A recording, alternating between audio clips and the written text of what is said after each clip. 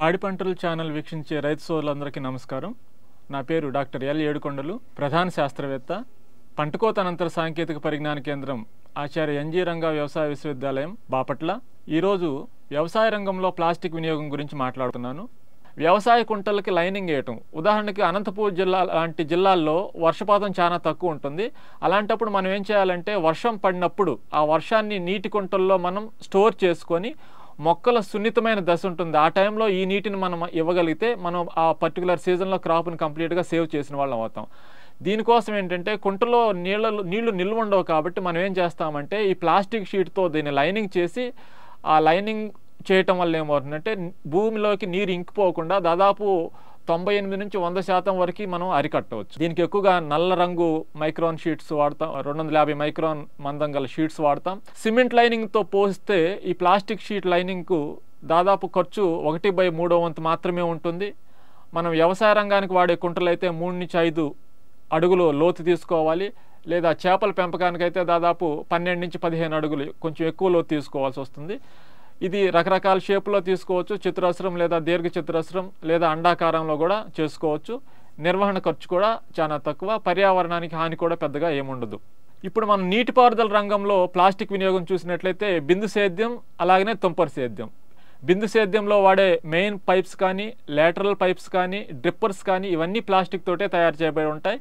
బిందు సేద్యంలో మనం నీరు ఆదా అవుతుంది, వాడే ఫర్టిలైజర్స్ కానీ, పెస్టిసైడ్స్ కానీ ఆదా అవుతాయి, పంట దిగుబడి ఎక్కువ వస్తుంది, అలాగనే కలుపు నియంత్రణ కూడా బాగా అవుతుంది. అలాగనే తుంపర సేద్యంలో కూడా ఇది ఎక్కువగా ఎగుడు దిగుడు ఉన్న నెలలో మనకు తుంపర సేద్యం ఎంతో అనుకూలంగా ఉంటుంది.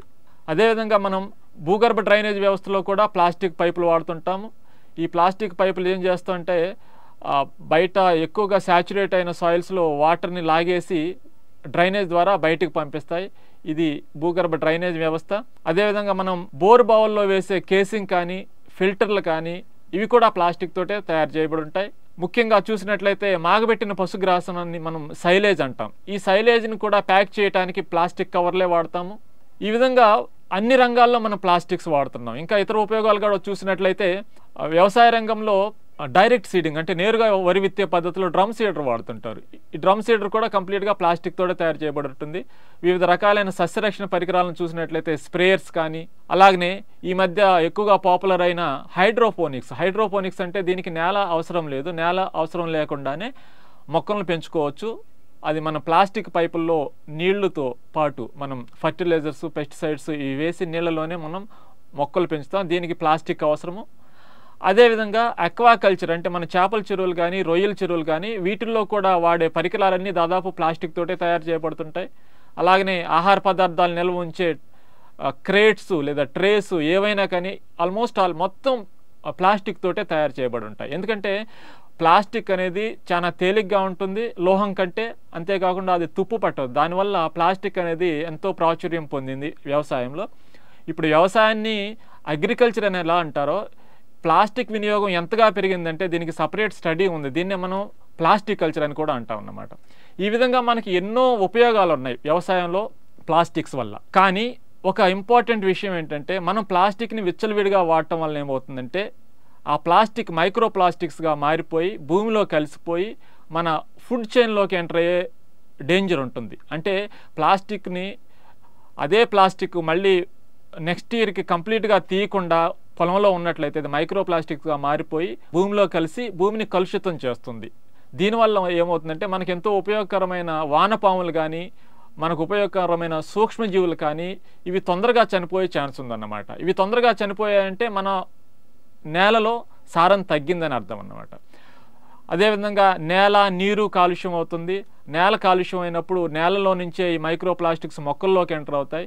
ఈ మొక్కలు తిన్న పశువుల పాలలో కూడా మైక్రో ప్లాస్టిక్స్ వస్తున్నాయని ఈ మధ్య పరిశోధనలో తేలింది. అందుకని మనం ప్లాస్టిక్ని వ్యవసాయంలో వాడేటప్పుడు విచ్చలవిడిగా వాడకూడదు.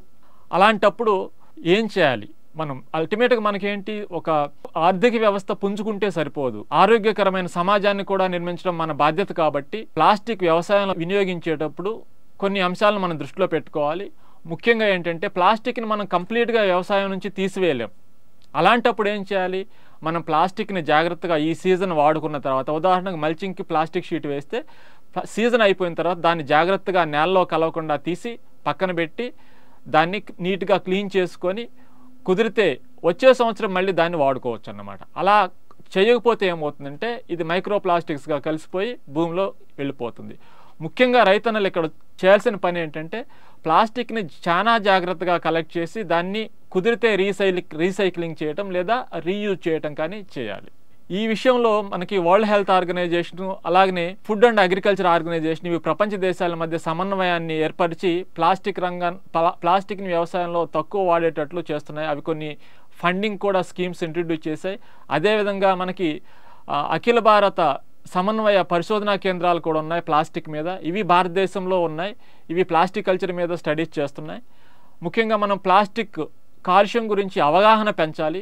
ఇందులో ఎవరైతే స్టేక్ హోల్డర్స్ ఉన్నారంటే ముఖ్యంగా రైతులు కానీ వ్యాపారస్తులు కానీ శాస్త్రవేత్తలు కానీ వీళ్ళందరూ దీంట్లో ఉన్న స్టేక్ హోల్డర్స్కి మనం ప్లాస్టిక్స్ వల్ల వచ్చే కాలుష్యం గురించి తెలియజెప్పాలి. ముఖ్యంగా ఈ మధ్య బాగా పరిశోధన చేసి ఈ నాన్ బయోడిగ్రేడబుల్ ప్లాస్టిక్స్ స్థానంలో బయోడిగ్రేడబుల్ ప్లాస్టిక్స్ కూడా వస్తున్నాయి. ఉదాహరణకు పాలీలాక్టిక్ యాసిడ్ అనే ప్లాస్టిక్ వస్తుంది. ఇది భూమిలో తొందరగా కలిసిపోయి చివరిగా కార్బన్ డైఆక్సైడ్గా మారిపోతుంది. సో రైతన్నలు ఎవరైతే సింగిల్ యూజ్ ప్లాస్టిక్స్ వాడకుండా బయోడిగ్రేడబుల్ ప్లాస్టిక్స్ వైపు మొగ్గు చూపుతున్నారో వాళ్ళకి ప్రభుత్వం సబ్సిడీ లాంటి ఫెసిలిటీస్ ఇస్తే ఎంతో ఉపయోగకరంగా ఉంటుంది.